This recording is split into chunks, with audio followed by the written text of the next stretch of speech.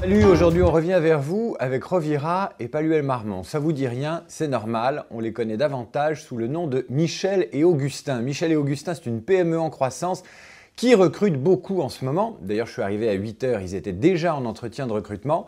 Aujourd'hui, on revient vers vous pour parler recrutement avec Michel et Augustin. Bonjour Michel et Augustin. Bonjour. Salut David.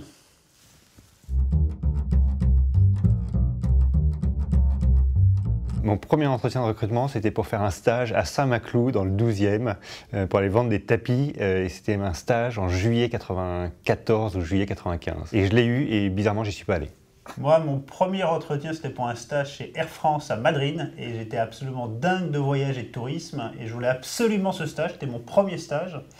Et j'ai eu un entretien catastrophique. Mais j'ai tellement insisté, j'ai tellement emmerdé le type, Ludovic, qui in fine m'a pris en stage. J'ai adoré mon expérience là-bas et c'est devenu un super copain.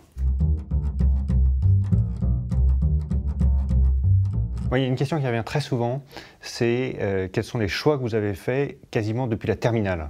Dire pourquoi vous avez pris telle direction, pourquoi vous avez fait le choix de plutôt des sciences, ou plutôt des sciences humaines, ou plutôt des lettres. Et moi, j'aime beaucoup comprendre finalement le cheminement jusqu'à aujourd'hui. Moi, j'ai une question type qui est on ne se connaît pas et on part et on se retrouve ensemble dans un gîte en Ardèche pour une semaine de vacances. À la fin de la semaine, qu'est-ce que je pense de toi, comment je te décris. Puis après, on a plein de batteries de questions sur des process assez organisés parce que c'est un moment tellement important, l'entretien, qu'il faut être certain de parfaitement découvrir l'autre. On a une chef de produit qu'on a recrutée récemment, qui a un petit ami qui travaille chez DHL.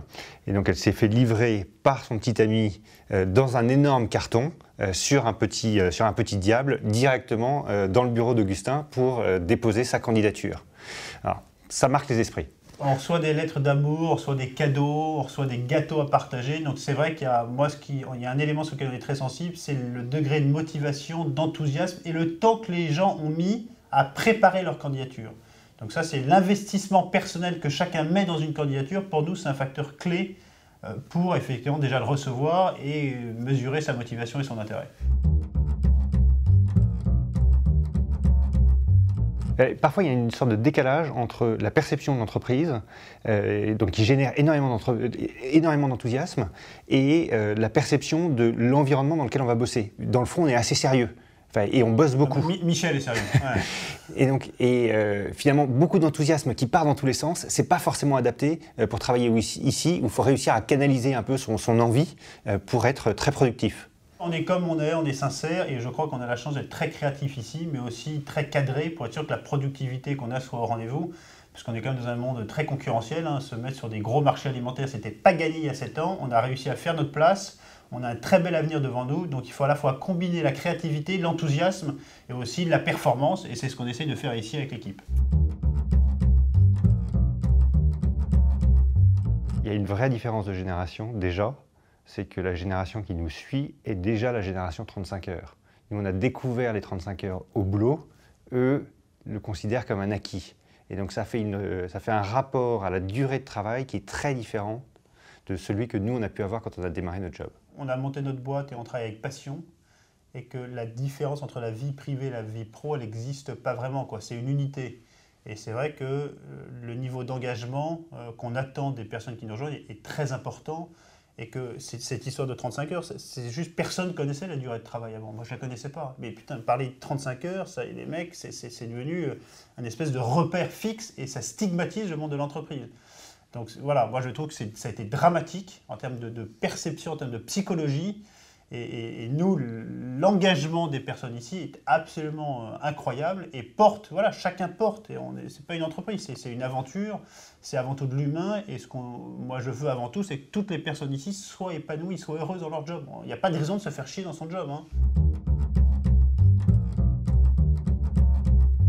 C'est amusant parce qu'on a eu cette discussion hier. Moi, je me verrais bien être avocat, être alpiniste pour nettoyer les vitres des hauts buildings à la Défense ou à Issy-les-Moulineaux. J'aimerais beaucoup être architecte. Voilà, donc plein d'idées. Moi, j'aurais aimé être sportif au niveau.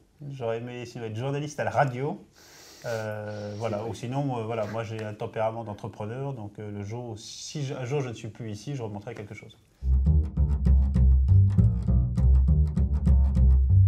Moi, je me vois chez Michel Augustin, basé en Asie, soit aux US, et avec des bananeraies dans toutes les grandes métropoles sur notre belle planète, et avec quelques hôtels Michel Augustin. Voilà. Moi, je me verrais plutôt vivre en Amérique du Sud ou en Amérique du Nord, ou alors en province, en France.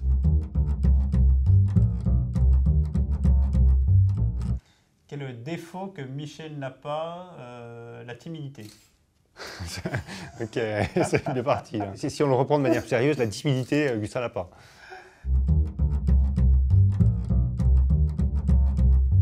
C'est peut-être d'évoluer un peu plus vite, de pouvoir, quand il a un avis, d'arriver peut-être plus vite à le faire changer d'avis. C'est peut-être un peu plus malléable. La diplomatie.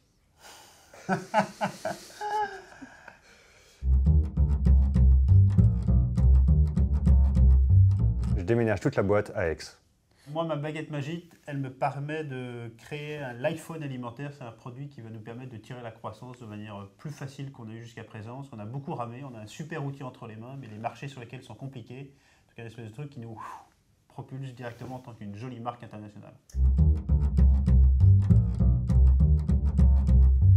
L'erreur que je ne referai pas, c'est de croire qu'une boîte se crée en un an. Moi, pareil, c'est de s'être un peu trop cramé physiquement quand on a fait pendant 2 ans des biscuits tous les week-ends, du vendredi au dimanche soir, et que le reste de la semaine on les vendait. Et la deuxième chose, c'est de tout de suite mettre en place des processus de recrutement performants, parce que la clé du succès, c'est l'équipe. C'est pas nous, hein, c'est l'équipe. Et donc vraiment d'avoir une équipe au top dès le départ.